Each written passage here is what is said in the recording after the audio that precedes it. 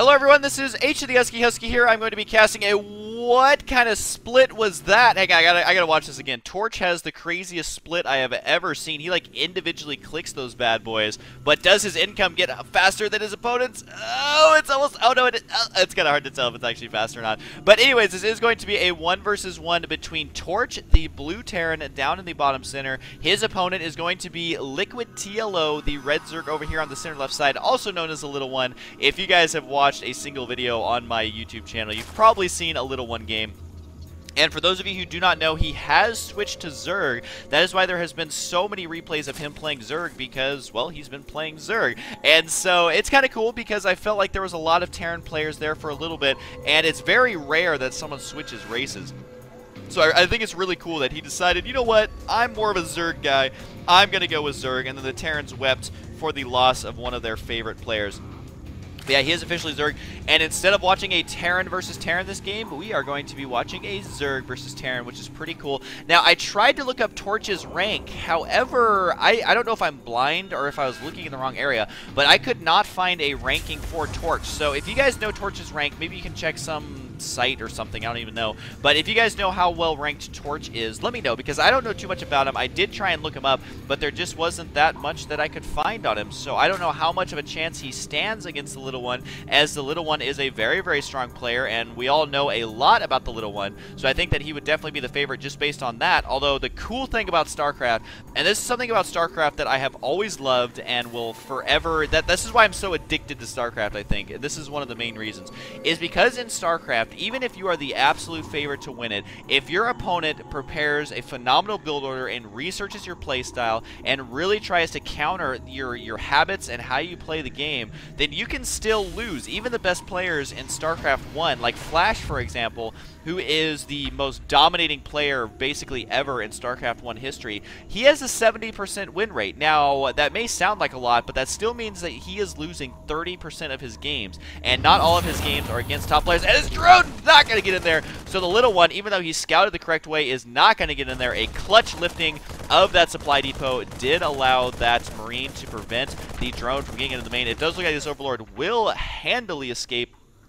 And a pretty interesting location here for this Overlord. Going to be using it to spot this high ground for any sort of drops or anything like that. But that's actually kind of cool that the Overlord is way over here at this point, because what the Little One can do is when his next Overlord spawns, he can leave it right here. And again, you can use that to scout into the main right here. Later, he can use this to scout, although ideally you want to leave it up here so you can spot the timing of the expansion as well as units entering and leaving the main base. And Torch does look like he is going to be walling in, so that does mean that a Baneling entrance crack, you thought I was going to call it a Baneling bust, but I called it a Baneling crack, is definitely a viable option here for the Little One to choose. Now, the good thing about this map for Zerg, which I always mention this, but it does stand true, is that the high yield expansion up here is easy to defend. If you get spine crawlers just right here, it basically defends your natural as well as your high yield. However, I do absolutely have to mention the high ground area up here, which there is an armory on the way, which does have something to do with this. This high ground area up here you can really abuse as a Terran player, especially against Zerg. It becomes very difficult to defend.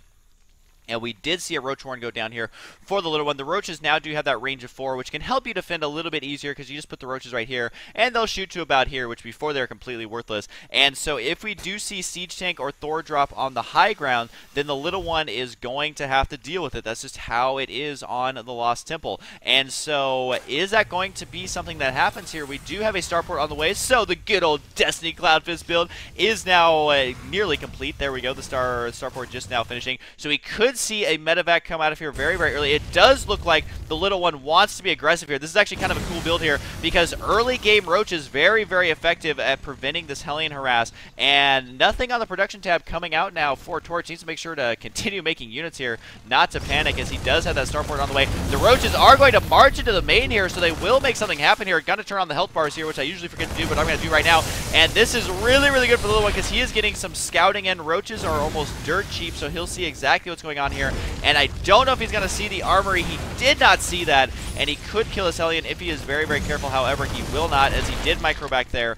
Did not see anything in this location, though, so he didn't do as much damage as I thought he would, and he did not see this armory. Now, there is going to be a Thor over here, and there is the medevac on the way, so it's going to be up to Torch to make something happen here. He does not have siege mode on the way, though. I did have siege mode, and then he canceled it. I saw what you did there, Torch. You were just mocking me, even though you played this game before I cast it. That's okay though. I'm not mad, man. You can do whatever you want. And he definitely did cancel that, not opting to go for that siege mode. So the Thor now is here. I believe that this Overlord is going to spot it. Yes, it is. So the little one is going to know exactly what's on the way. Now he should be able to deal with this just because of the amount of roaches and zerglings he has. And the Queen is going to be softening up this medevac right now, forced to retreat there, as medevacs are now fairly slower than what they were pre-last patch, as they did slow them down just a little bit. So we're going to have to keep an eye on that. Now that drop was completely worthless. One thing he can do is try and drop it on the high ground, although look at the Spinecrawler positioning, absolutely perfect at dealing with a Thor drop like that. So Torch not in the best of shape right now, simply because that drop was completely null and void, wasn't able to make anything happen there. Now there is going to be one Viking which will be hunting for Overlords. Look at the Overlord positioning here. That is really good positioning. Wow, let's see, look, this Viking's going to go over here looking for this Overlord and be confused as to where it is. I really like that. So Zerg players, maybe you can get away with that, because that is pretty cool. And then you can just scout right into the main, seize the armory, although obviously he already knew about the armory because of that Thor, but he can tell if there's going to be upgrades or anything like that. And he can even spot the expansion timing, so really good utilization of that Overlord. Now, the first Overlord is going to go down. However, we are at about 8 minutes into the game, so this is standard timing for a Terran player to be killing an Overlord, regardless of what unit it is with. And he did kill a Spinecrawler there. One Gib goes flying, probably the pancreas of that Spinecrawler. Now, these roaches want some blood, want some Thor blood. They are not going to get it, however, and this Thor is going to be trying to kill this Overlord, although I think it is wise for Torch to evacuate out of here. Wants to be really careful with that Thor. It definitely has not paid for itself, but it will not pay for itself if you end up losing it too quickly. So it does look like Torch eventually ended up getting siege mode, and he is going to do this. Want to be careful putting siege tanks this close to the ledge, because roaches can run up here and snipe them very easily. However, it does completely guard off your entrance here, but you just need to be very careful putting them on the edge like that. And it does look like this Thor wanted to kill a drone. A drone versus Thor. I wonder who would win that battle. And we have a Nidus network, baby. This is something that I think players do not use enough.